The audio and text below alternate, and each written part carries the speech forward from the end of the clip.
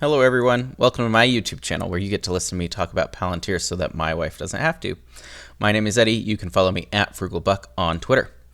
Today I want to go over Palantir's commercial business. I made up a number of charts, we'll go over them. This first one, if you follow me on Twitter, you will have probably already seen. The other three are new. So I will be posting those sometime this week, sometime after this video posts. Alright, so this first chart, the red bars are Palantir's commercial customers over time. The blue line is Palantir's commercial revenue on a quarterly basis in millions. And the yellow line is the amount of revenue Palantir gets per commercial customer, also in millions. So as you can see, the amount of revenue Palantir is getting per commercial customer has been dropping significantly. In Q4 of 2020 to Q1 of 21. It dropped, $400,000. And then in Q3 of 22 to Q4 of 22, it dropped roughly $60,000 per customer over that time span. So what is important when we're looking at this chart is that we continue to see this flatten out.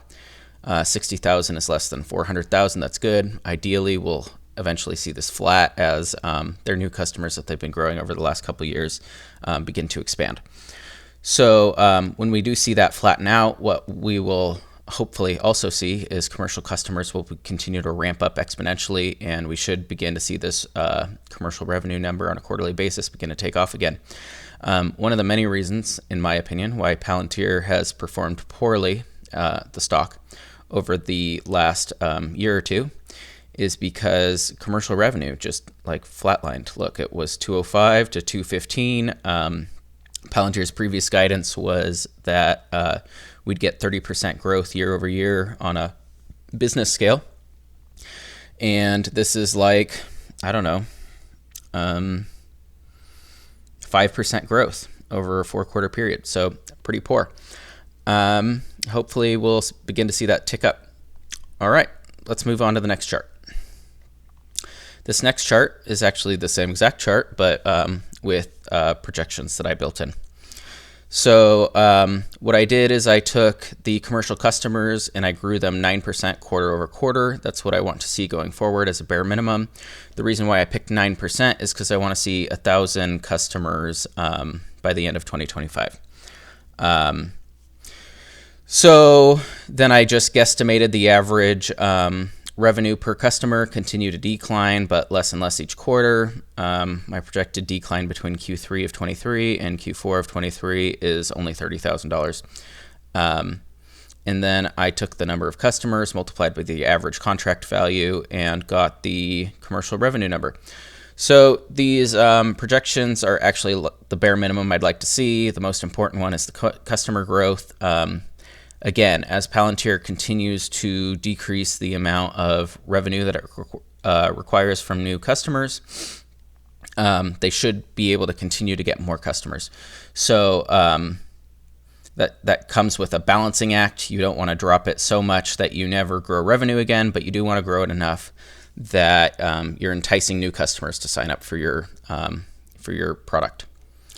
All right, this next chart is actually kind of confusing, and hopefully I can explain it in a way that makes sense to people who are watching this recording. So the blue line is commercial customer growth quarter over quarter as a percentage, and the red bars are revenue commercial customer percent decrease. So in a perfect world, if you're a Palantir bull, what you would like to see is something like 2021 Q3. You want to see a whole lot of customer growth, and then you want to see the revenue per commercial customer percent decrease low. And so really what we're looking at is this gap. We want really large gaps, and that's how the commercial customer business is going to grow the fastest. This is what we don't want to see in Q2 or Q3 of 2022. We don't want to see the customer growth as a percentage lower than the commercial customer percent decrease in revenue. This is bad. This is going to result in overall revenue for the segment going down. And it looks like in Q4 of 2022 that we are actually getting back on the right foot. The gap is pretty good.